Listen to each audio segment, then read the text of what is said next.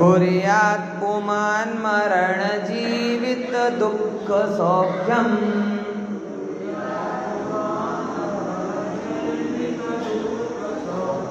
હવે જો આપણે જોબ નક્કી કરી લીધું અને જોબ પ્રોફાઇલ નક્કી કરી લીધી. ડેઝિગ્નેશન શું છે આપણું?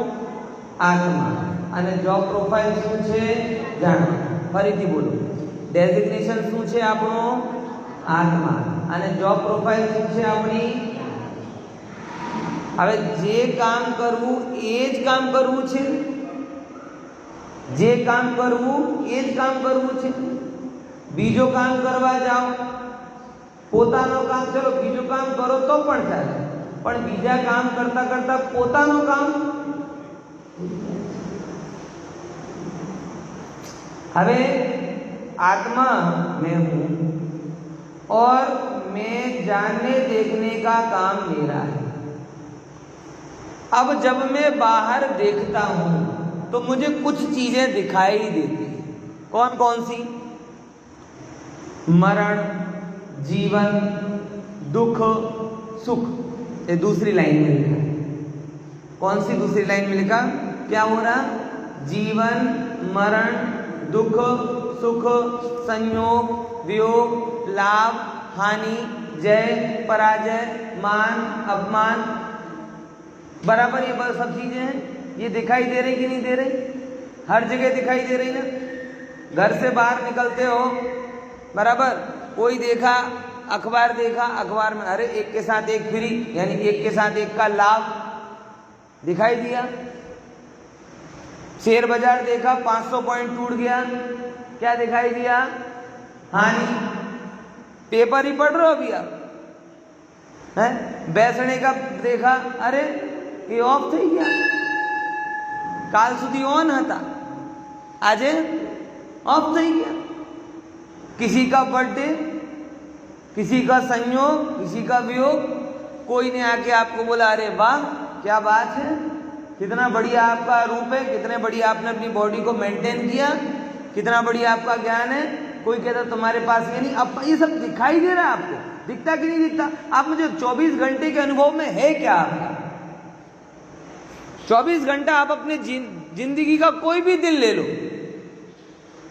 मैं एक एवरेज दिन की बात कर रहा हूं. पूरे दिन में आपने क्या क्या देखा?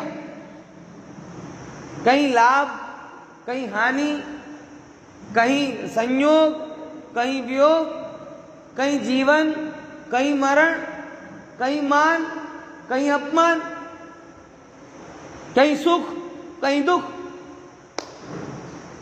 यही देखा कि नहीं देखा? अमूमन पूरे जीवन का अगर आप निचोड़ निकालोगे तो क्या निकलेगा? कहीं दो वस्तु आ रही हैं, कहीं दो वस्तु जा रही हैं, कहीं धन आ रहा है, कहीं जा रहा है. मतलब मैं कई बार जब शांति से बैठ के जीवन का विचार करता हूं, और मैं ये मानता हूं कोई भी ऐसा विचार करे तो उसे सब ख्याल में आएगा कि हो क्या रहा है, हम क्या जी रहे हैं. हमेशा इस बात का मुझे ध्यान रहता है, आप लोग भी ध्यान करिए. एक दिन भी अगर आप अपने जीवन का निकाल लो, मैं एक बात कहता हूं कि आपने भैया कल क्या किया?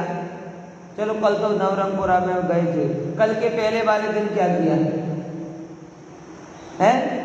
सुबह उठे, नहाया धोया, मंदिर में ढोक दी, फिर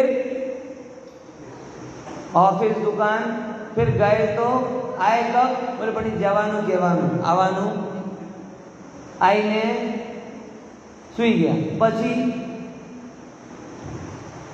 माताओं बहने सुबह से उठी, घर गृहस्थी, घर परिवार का पर, मतलब ये एक दिन ऐसा निकलता है. एक दिन ऐसा निकलता है वैसे ही एक पूरा महीना निकलता कि नहीं निकलता? एवरेज ऑलमोस्ट जैसा एक महीना निकलता है वैसे ही एक वर्ष निकलता है ऑलमोस्ट. जैसे एक वर्ष निकलता है वैसे वर्षों वर्ष निकलते हैं ऑलमोस्ट. जैसे वर्षों वर्ष निकलते हैं वैसे ही जीवन निकलता है ऑलमोस्ट. और जैसे एक जीवन निकलता है वैसे अनेक जीवन निकलते हैं ऑलमोस्ट. और अनेकों बार रिपीटेटिवली हम एक ही एक काम किए जा रहे हैं। जन्म लेते ही सुख की दौड़ में दौड़ते हैं, जो स्वयं संचालित वस्तु व्यवस्था है उसे स्वीकार नहीं करते, अपने आप से उस चीज को बनाना चाहते हैं। मैं और लाभ ले लूं, मैं और हानि को रोक लूं, मैं और मान को पालूं,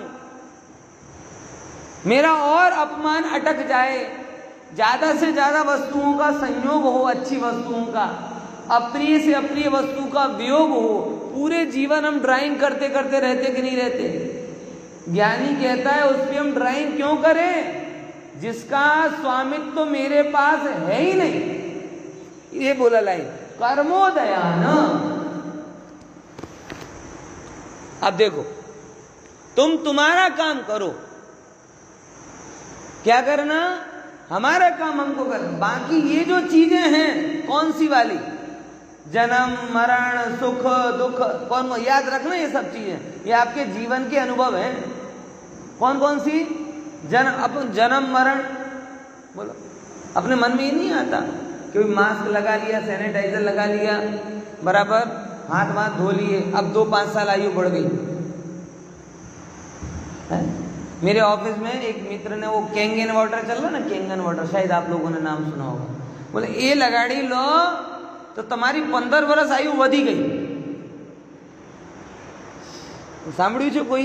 મારી પાસે કોઈ એજન્સી નથી, હા, ચિંતા નહીં કરતી, પકડીશ નહીં તમને, નહીં તો એ જે લોકો હોય ને પછી એકબીજાને પધરાવે, અમે મૂડાવ્યા તમે મૂડા, એમ જ કે 3 લાખની મશીન તમે લગાડી, હવે 3 લાખની મશીન લગાડતા તમારી આયુ કેટલી વધી ગઈ? 15 વર્ષ વધી ગઈ। ઓહો, એ 3 લાખ નહીં થયા। શ્વેતાંબરોમાં એક કાલ્પનિક કથા આવે છે, તમને ખબર છે ને? કાલ્પનિક કથા છે કે જ્યારે ભગવાન મહાવીરનો નિર્વાણ થવા લાગ્યો ત્યારે ગણધર કહે છે કે સાહેબ થોડીક વાર માટે નિર્વાણ અટકાવી દો ને। કેમ? કેમ કે અત્યારે ભસ્મ ગ્રહનો યોગ ચાલે અને ભસ્મ ગ્રહના યોગમાં તમારો નિર્વાણ થશે તો તમારું શાસન આટલો ચાલશે નહીં, એના ઉપર દાગ આવશે। અત્યાર સુધી બધું આ બધો પ્લેટફોર્મ કાલ્પનિક છે, આવું ક્યારે બન્યો નથી, બનતો નથી, પણ જે માટે ઘડાયો એ સાચો છે। ત્યારે ભગવાન ઉપદેશ આપે કે ભાઈ હે ગૌતમ, હું પણ મારા મરણને એક ઘડી આગળ કરી શકતો નથી। એ વાત એ સાચી। એકચ્યુઅલી કથાઓ લખાવવામાં આવી છે ને, એ કથાઓનો પાછળનો હેતુ આ વાતની સિદ્ધિ માટે આ બધી વાત કીધી, પણ બધા લોકો એને પકડીને બેસી ગયા, ભસ્મ ગ્રહ ચાલે ને, ભસ્મ ગ્રહ ઉતરી ગયો ને, ભસ્મ ग्रह, अरे भस्म ग्रह भूल ही जाओ। भगवान ये कहना चाह रहे थे कि मैं भी मेरे निर्वाण को 1 सेकंड के लिए टाल नहीं सकता। अरे प्रभु, जब तुम और हम भगवान ने एक समय बढ़ा सके तो तुम्हें क्या लगता है बगीचे में 4 आटा मार के तुम अपनी आयु बढ़ा लोगे? जिम में आधा पौन घंटे खर्च करके आयु बढ़ा लोगे? 3 लाख की मशीन पानी की ले आओगे तो आयु बढ़ा लोगे? विचार करो। कर्मोदयान किससे हो रहा है? कर्मोदयान। जीवन है वो भी कर्मोदय से मिला, मरण है वो भी हो जाएगा, सुख हो रहा है, सुखद दुखद, सुख और दुख की बात। तुम्हें क्या लगता है? हम सबको ही लगता है कि भाई हमने मेहनत की तो हमने घर की सुख सामग्री, दोनों में प्रश्न है। पहले नंबर की बात, हमारी मेहनत से सुख सामग्रियां आती हैं, और दूसरे नंबर जो सुख सामग्रियां हैं वो सुख देकर जाती हैं। बराबर है ना भैया? है अभी मिला આપણે તો જે કરવું છે કરવું છે, 1 રોટી ઓછી ખાઈશું પણ લેવું છે તો, એટલે મહેનત, આવડત, મહેનત આવડત એ સામગ્રીઓને લાવે છે। સાચી વાત છે? बोलो भैया, શું નામ છે? हैं? हिरेन भाई, बोलो। मेहनत से और आवड़त से वस्तुएं आती हैं। सारी दुनिया ये सिखा रही। भगवान कह रहे हैं कि तुझे ऐसा लगता,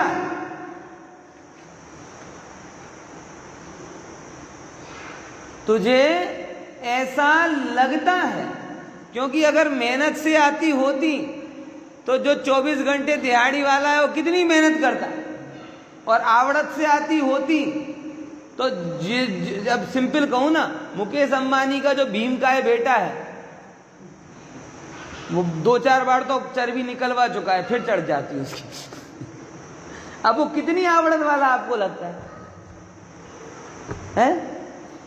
लेकिन उसके नीचे आवड़त वाले लोग पड़े हुए। ये नेता लोग कितनी आवड़त वाले, और बड़े बड़े ब्यूरोक्रेट्स उसके नीचे काम कर। बात को समझो, मुझे उसमें समीक्षा नहीं करनी ज्यादा। कहने का मतलब ये है कि ये जो जगत की भ्रांति हमारे अंदर में, 2 जगह पड़ी भ्रांति। एक तो मेहनत से और आवड़त से संयोग आते हैं, और दूसरे नंबर ये हमें सुख देकर जाते हैं। भगवान दोनों जगह चौकड़ी लगाने का बोल रहे हैं। दोनों जगह चौकड़ी लगा दो। तुम्हारी मेहनत से वस्तु आती है, ये भ्रम है।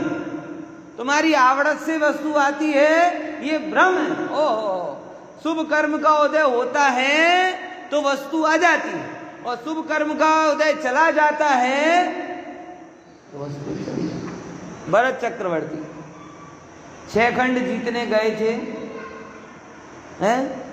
बहुत मेहनत की थी। कैसे जीते थे भैया? भारत को पीओके पर कब्जा करना हो, अभी तो कह सकते ना गरबी गुजरात है। विचार करके देखना कि पीओके पर कब्जा कितनी तैयारी करनी पड़ेगी, और पीओके कितना हिस्सा है। कोई करने जा रहा है ऐसा नहीं है, लेकिन सोचो दुनिया में 6 खंड है ना, 6 खंड, उसमें जो पूरा द्वीप है ना, पूरा का पूरा जो भी विश्व आज दिखाई देता है, ये पूरा का पूरा विश्व आर्यखंड का, 6 खंड में एक आर्यखंड। और चक्रवर्ती जब 6 खंड को जीतने गए थे तो अमेरिका भी जीता था, ऑस्ट्रेलिया भी जीता था, ये और ये एक नहीं, ऐसे 5 मिले खंड। और कैसे जीते थे? हैं? यहां चक्ररत्न प्रकट हुआ, यहां चक्ररत्न आगे जाता जाए, आगे जाता जाए, और वहां सारे राजा शरणागति स्वीकारते जाए। साहब ये आप चक्रवर्ती हो, हमारे राज्य को संभालो, हमारी कन्या स्त्री पुत्रियां हैं, उनका विवाह। मतलब 6 खंड भी मिले और अब पारिवारिक संबंध भी स्थापित हो जाए, एक रक्त की बूंद नहीं गिरी। ऐसे सरलता से 6 खंड जीते। और जब पुण्य का उदय पूरा हो गया, अब भरत चक्रवर्ती ऐसा बिल लिख दे कि मेरी सारा, उन्हें तो लिखी नहीं, लेकिन अपने जैसे होते अगर पंचम काल के पिता, तो कहते भाई 6 खंड में से 13 हिस्सा ये वाला, 13 हिस्सा वो वाला, ऐसा कुछ होता। यहां मरण हुआ और जिसके पुण्य में जितना जितना था उतना रह गया, 6 खंड का आधिपत्य नष्ट हुआ।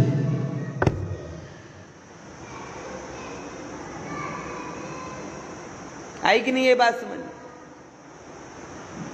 तो ये चीज को जरा विचारना कि भाई कोई भी चीज है वो आ रही कैसे है, और ऐसे 6 खंड होने के बावजूद भी भरत से पूछो कि तुम सुख किस में मान रहे, 6 खंड में मान रहे कि एक अखंड आत्मा में मान रहे? तो भरत कहेंगे ओ हो 6 खंड में सुख मानना ये तो महाभूल, और आत्मा में सुख मानना ये परम सत्य। तो जो हमारी 2 मान्यताएं हैं, कौन कौन सी 2 मान्यता?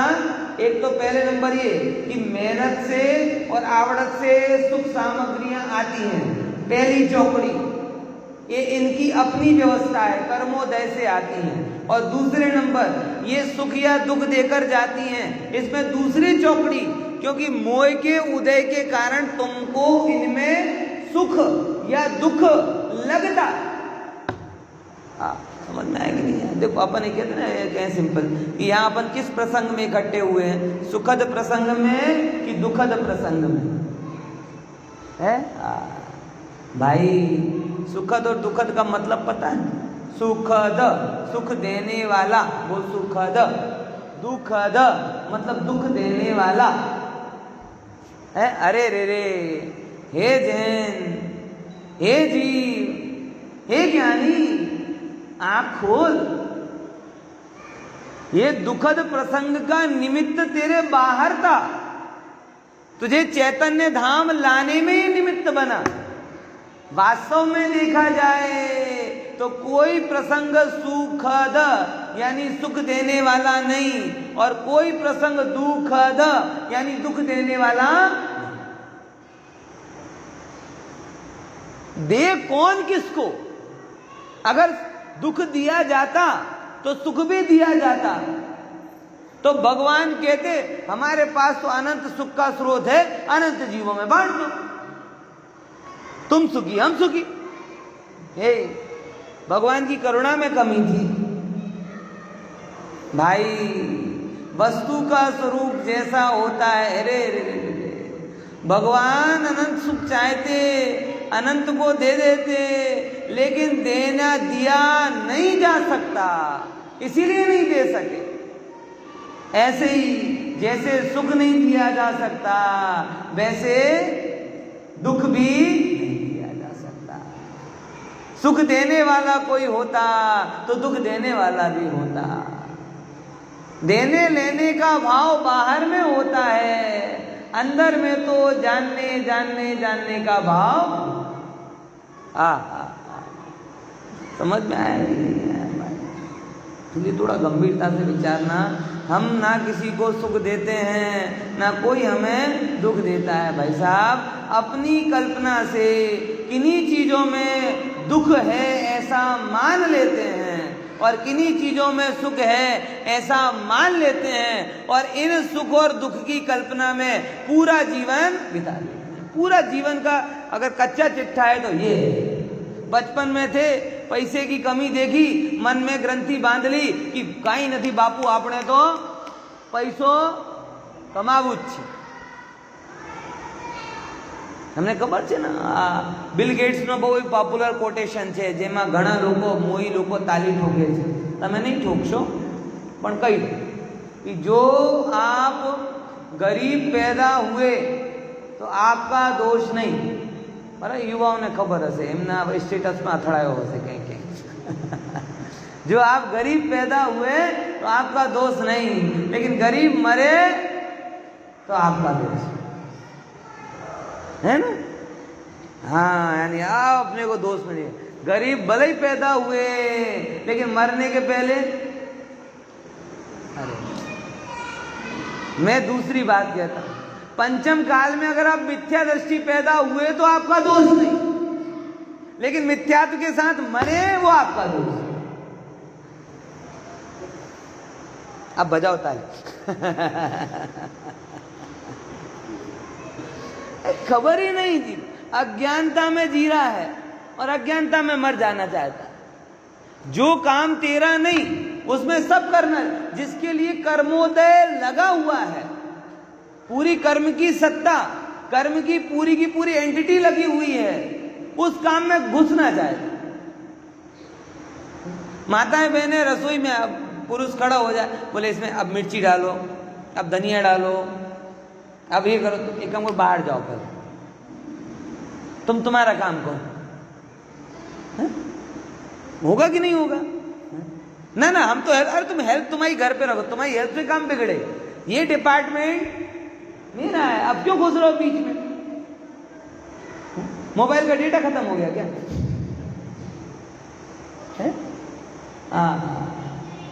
यही है, जब ये जीवन मरण सुख दुख मान अपमान जय पराजय हानि लाभ संयोग वियोग, ये सारी चीजों को संभालने के लिए कर्म का डिपार्टमेंट लगा हुआ है, कर्म की पूरी सत्ता लगी हुई है, तो तुम उनमें चांच क्यों अड़ा दो? अपना काम करो ना। यही होता है, दूसरे के काम में जीवन लगा देते हैं, अपना करते नहीं। एक व्यक्ति अपने से क्या कहें कि बेटे से बड़ा परेशान था। उसके लोग एक बार उसके पड़ोसी आके तारीफ करते हैं, बोले कि यार आपका बेटा तो बहुत होशियार है, बहुत होशियार, बहुत होशियार। बोले कैसा होशियार? बोले जिस दुकान पे बैठे हैं वहां 5-25 हजार की कमाई करके उठे, उस दुकान वाले को 5-5, इतना टैलेंटेड बेटा है। बोले यही तो त्रास है। बोले 5-25 हजार की कमाई कर सकता है, लेकिन अपनी दुकान पे बैठे तब ना है। किसकी दुकान पे बैठे? दूसरों की दुकान पे बैठे, लगा है बस। हाँ, इसके शरीर में 13 डिपार्टमेंट नहीं है, उसकी कमाई में लगा है, उसकी लिपाई पुताई में लगा है, उसके सौष्ठव में लगा है, उसकी आरोग्य में। 13 डिपार्टमेंट नहीं तू जानना है उसका। इमेज बनाएगा अपनी, पूरी जिंदगी माथे उस इमेज को ढोता रहेगा।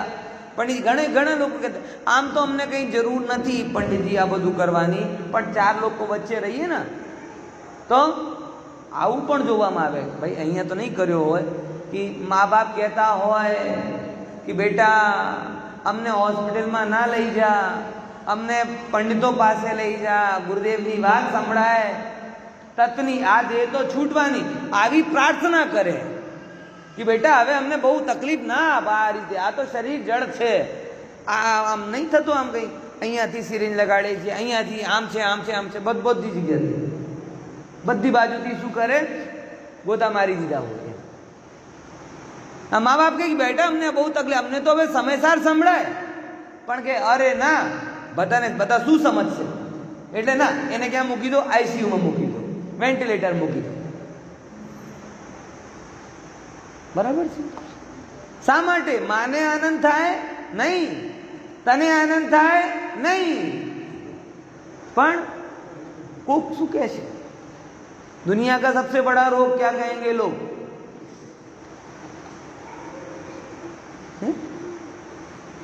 विचार करो भाई, एक बात समझना, जैनी हो ना, आत्मा को मानने वाले हो, आईसीयू मरण की इच्छा नहीं रखना, वेंटिलेटर मरण की इच्छा नहीं रखना, समाधि मरण की इच्छा रखना। शरीर में सत्व कम हो जाए, जैसे डॉक्टर को खोजने लगते हो ना, ज्ञान का सत्व कम होने लगे, जिनवाणी को खोज लेना। आत्मबल से जीना, आत्मा की रक्षा करना। शरीर में बल है ही नहीं और उसकी रक्षा करके मिलेगा क्या? अपने कुंदकुंद आचार्य, अपने महावीर स्वामी, गौतम स्वामी, गुरुदेव आदि सब लोगों ने किसके बल से जीवन जिया? आत्मबल से। और हम किसका बल लगते हैं? संयोग का, जिसके लिए ऑलरेडी डिपार्टमेंट कर्म का है। इसीलिए कह रहे कि भाई इसका क्या होगा, तो ऊपर की लाइन पढ़ लो। ऊपर की लाइन में क्या लिखा है? सर्वम, बोलो, मैं बोलूंगा आप लोग दोहराना। सर्वम सदैव नियतम भवति स्वकीया। बोलो,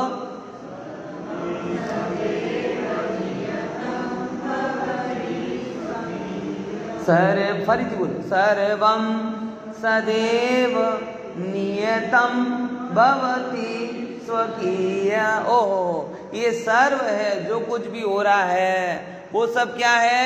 नियतम, सब निश्चित है। सब क्या है? निश्चित। तुमने जब जन्म लिया और जन्म से लेके मरण तक क्या क्या होगा सब निश्चित। आज आप यहाँ बैठोगे और ये चर्चा मेरे से सुनोगे, ये भी निश्चित।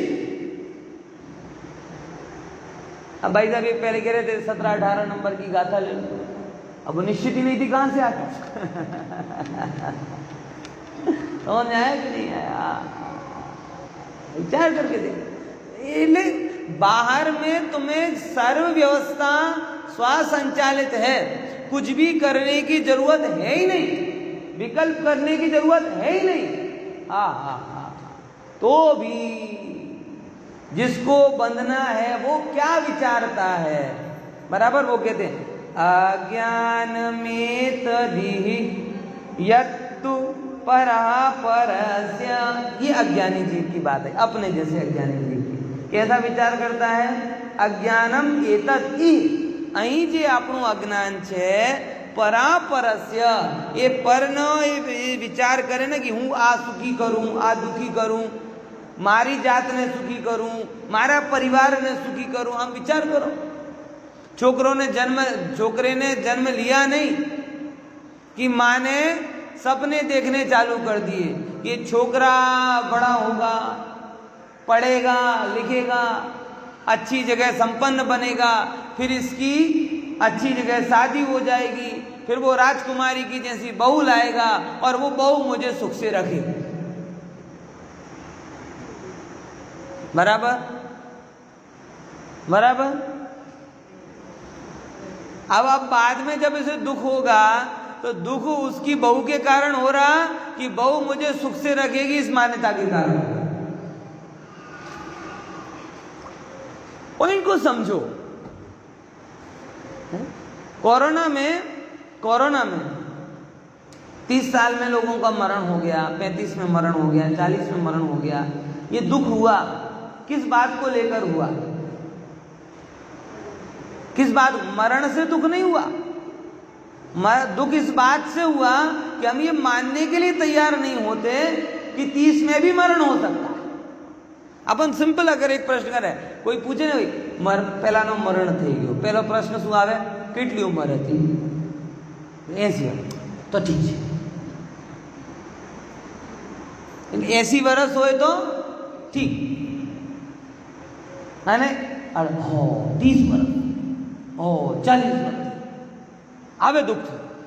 એટલે मरण से दुख हुआ कि मरण के बारे में जो अपनी मान्यता थी, अथवा अपनी जो ये मान्यता थी कि मेरे पास अभी बहुत समय है, अथवा ये मान्यता थी कि इसके पास अधिक समय है, इससे दुख। व्यक्ति कभी मरण से दुखी नहीं होता। ज्ञानी जीव तो क्या कहता है कि लाखों वर्षों तक जीवूं या मृत्यु आज ही। 30 तो बहुत है, आजे पण आवी जाए, आजे पण आवी जाए। जेम हो ना एग्जाम दी ना, एग्जाम में 3 घंटे का पेपर हो, अब आधे घंटे में अपना पेपर पूरा कर लो। अब छोड़ के जाने के लिए तैयार नहीं है तो अब क्या करोगे? बैठे रहोगे। मेरा पेपर पूरा है, तुझे अभी लेना है तो 3 घंटे बाद लेना हो तो ले जाए, आधे घंटे बाद लेना हो तो ले जाए, लेकिन ये भाव किसको होगा? जिसने अपना एग्जाम पूरा, और जिसको अगर बाकी है, जिसका पेपर बाकी है, अब वो पेपर एग्जामिनर कॉपी लेना है, बस बस बस, वो उस तरफ खींच रहा है, इस तरफ खींच रहा है। ये कब हो रहा है? जिसका पेपर, प्रभु तुम्हारी भी फाइनल एग्जाम की डेट कभी भी आ सकती है, और उस डेट के पहले तुम्हारा होमवर्क, तुम्हारा पेपर कंप्लीट है कि नहीं? उस कॉपी जिसके आधार पे तुम्हारी मार्किंग होने वाली है, उसमें कुछ लिखा कि नहीं? है? बोलो, गजब है ना। जो बैग लेकर हमें आगे की जर्नी में जाना है, उस बैग में पत्थर भरे, और जो बैग यहीं छूट जाना है, उस बैग में सारी वस्तु रखी। अब दूसरे दिन खोलोगे तो पत्थर ही मिलेंगे ना। ये आत्मा के साथ जो कर्मों का पिटारा होता है वो अगले भाव में जाएगा, और ये शरीर में जो कुछ भी लगाओ वो यहीं रह जाएगा। अब हमने शरीर में पूरी ऊर्जा लगा दी और आत्मा को देखा भी नहीं। अब अगले भाव में पहुंचे तो निगोद देखा, नरक देखा, त्रेंच देखा, क्या दिखेगा? आज समझ में आ रही कि नहीं आ रही? इसीलिए भाई अब बहुत गहराई से निवेदन कर रहा हूं कि जिसको लेकर जाना, जो बैग लेकर जाना है, उसी को सही संभाल करके पैक करो। ऐसी मूर्खता नहीं करना कि बैग दूसरा लेके जाना है ना, पैक दूसरा करो। सारी पैकिंग शरीर के बैग में कर दी जो कि राख, और जो लेकर जाना है आत्मा चैतन्य वस्तु वो खाली की खाली। पूरा भव इस शरीर का कर्तृत्व तो नहीं है, शरीर आदि अनंत पर पदार्थों का कर्तृत्व है, और जिसके अंदर में ये कर्तृत्व है अज्ञानी है, और वो क्या करता है, कुर्यात पुराण मरण जीवित दुख सौख्यम, એટલે હું બીજાને કરું છું સુખી દુખી કરું છું આવો અહંકાર કરીને કર્મને બાંધે છે। बराबर। अंतिम बात कहूंगा भैया सब लोगों से, कर्तव्य बहुत सारे हैं। अपना पर के प्रति कर्तव्य है और अपना अपने प्रति भी कर्तव्य है। क्या बोला? अपना पर के प्रति भी कर्तव्य है और अपना अपने प्रति भी कर्तव्य है। पर के प्रति कर्तव्य में कुछ सांसारिक चीजें आती हैं, जैसे आप पिता हो तो पिता का पुत्र के प्रति कर्तव्य होता है, पुत्र हो तो पुत्र का माता के प्रति कर्तव्य होता है, पति हो तो पत्नी के प्रति, पत्नी हो तो पति के प्रति, सबके प्रति अपने अपने कर्तव्य होते हैं। लेकिन हे जीव, सबसे बड़ा कर्तव्य तो आत्मा का आत्मा के प्रति है। जो कर नहीं सकता उसका बोझ होता है, और जो कर सकता है उसकी तरफ नजर नहीं करता। मैं जगत में किसी को सुखी नहीं कर सकता, ये सत्य है। ये सारा पुरुष वर्ग है ना, ये इसी वजन में जीवन जीता है कि मैं क्या कर दूं, अपने परिवार को सुखी कर दूं, पत्नी को सुखी कर दूं, पुत्र को सुखी कर दूं। बोलो होता कि नहीं होता है ऐसा? कौन कर पाया मुझे बता दो।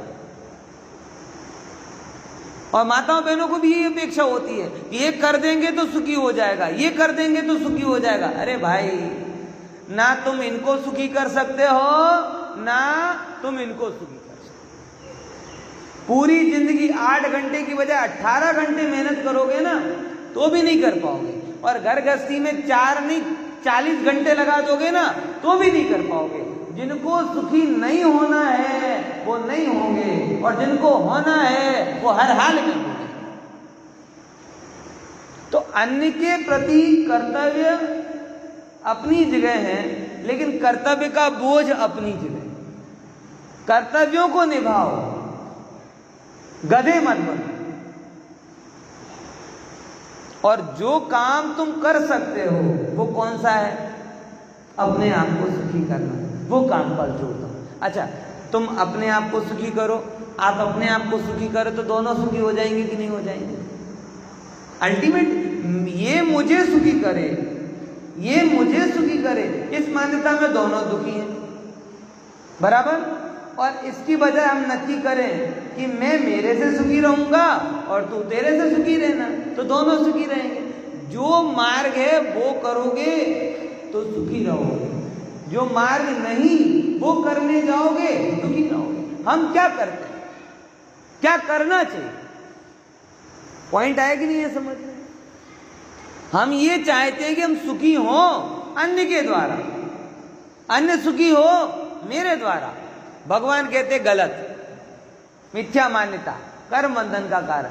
सबको सुखी होना चाहिए, सबको सुखी होने का अधिकार है, लेकिन एक से दूसरा हो, दूसरे से पहला हो, ये अज्ञान है। सब सुखी हो, लेकिन कैसे? अपने अपने गायक स्वभाव के बल से सुखी हो।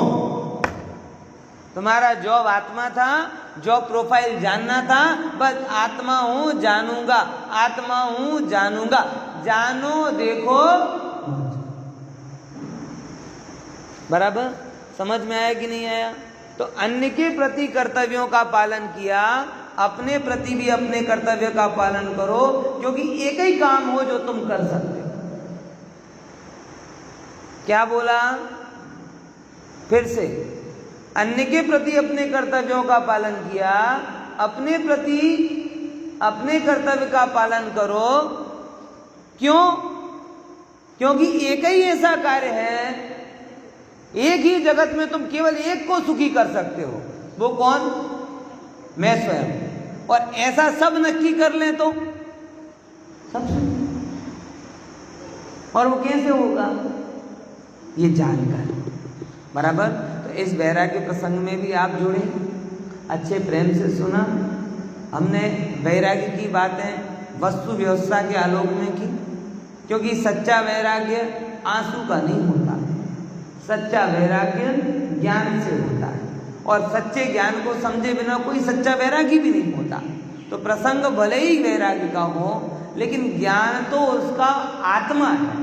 तो जिसकी दृष्टि ज्ञान में है वो महल में भी वैरागी, और जिसकी दृष्टि में विनायक भाव नहीं वो शमशान में भी रागी। इसीलिए सच्चा वैराग्य हमारे अंदर में प्रकट हो, उदासीन भाव हो। इस लक्ष्य से ये अमृतचंद्र आचार्य का 168वें नंबर का कलश अपन ने चर्चा में लिया।